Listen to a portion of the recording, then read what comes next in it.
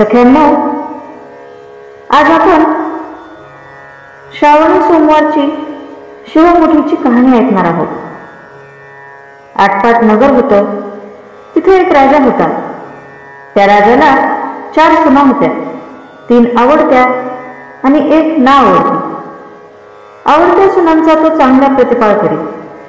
नावडतीला जेवायला उष्ट, नेसायला जाडभरड, राहायला गुरांचं बेडं दिलं. गुराखींचं काम दिलं. पुढं श्रावण मास आला. पहिला सोमवार आला. ही राणी गेली. नागकन्या देवकन्यांची भेट झाली. त्यांना विचारलं, बाई बाई कुठे जाता? महादेवाच्या देवळी जातो, शिवमुठ वाहतो. यानं काय होतं? भ्रताराची भक्ती होते, इच्छित कार्य सिद्धीस जातं, मुलं बाळ होतात, नावडती माणसं आवडती होतात, वडील मनुष्यांपासून सुख प्राप्ती होते. मग त्यांनी हिला विचारलं, तू कोणाची कोण? मी राजाची सून, तुमच्याबरोबर येते. त्यांच्याबरोबर ती देवळात गेली.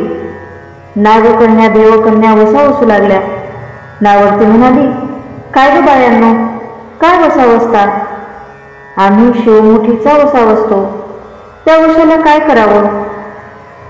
मोठ चमोट तांदूळ घ्यावे, शिवराई सुपारी घ्यावी, गंधफूल घ्यावं, 2 बेलांची पाणी घ्यावी, मनोभावे पूजा करावी, हाती तांदूळ घ्यावे आणि तोंडानं शिवा शिवा महादेवा, माझी शिवमुठ ईश्वरा देवा, सासू सासऱ्या दिरा भावा, नंदा जावा, भ्रतारा नावडती आहे ती आवडती कर रे देवा, असं म्हणून तांदूळ वाहावेत.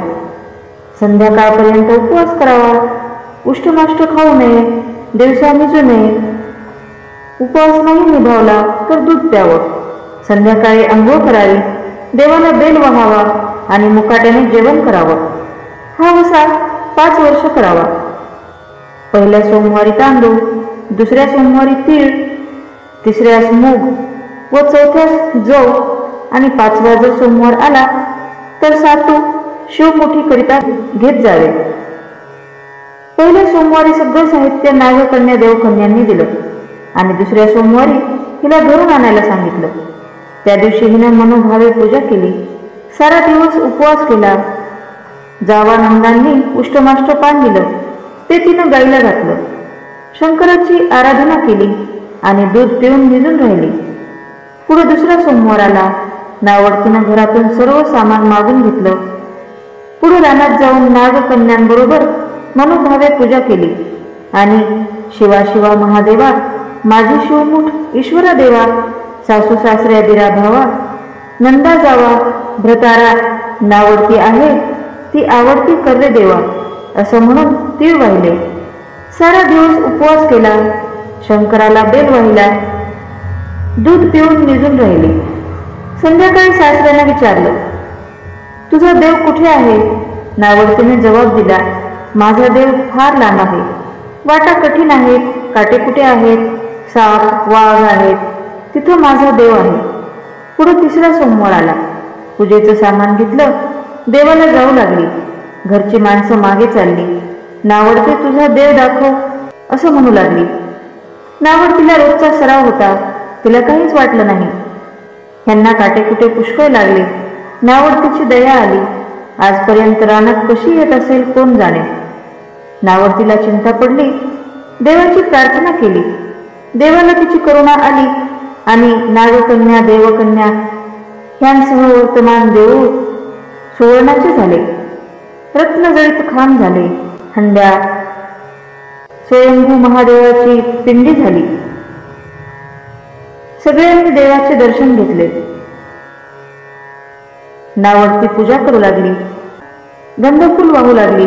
नंतर मूग घेऊन शिवा शिवा महादेवा, माझी शिवमुठ ईश्वरा देवा, सासू सासऱ्या दिरा भावा, नंदा जावा, भ्रतारा नावडती आहे ती आवडती कर रे देवा, असं म्हणून शिवाला तिने मूग वाहिले. राजाला मोठा आनंद झाला. नावडतीवर प्रेम वाढलं. दागिने लयाला दिले. खुंटीवर पावगोट ठेवून तळ पाहायला गेला.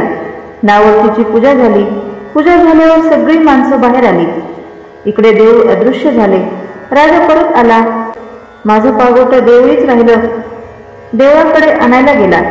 तो तिथं एक लहान देऊळ आहे, तिथं एक पिंडी आहे, वर आपण केलेली पूजा आहे, जवळ खुंटीवर पागोटा आहे. तेव्हा त्याने सुनेला विचारलं, हे असं कसं झालं?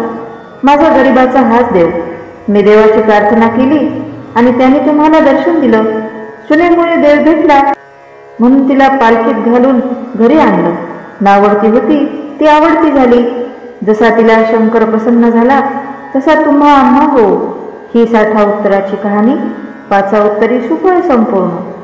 स्तोत्र, मंत्र, संपूर्ण भगवद्गीता, भजन, भक्तिगीत, हास्य कविता, डोहाळे, पाळणे आणि खास उखाणे व महिलांसाठी उपयुक्त अशा किचन टिप्स, हे सर्व काही पाहण्यासाठी माझ्या यूट्यूब चॅनलला आपण अजून सबस्क्राईब केले नसेल तर एकदा नक्की सबस्क्राईब करा आणि लाईक व शेअर करायला विसरू नका.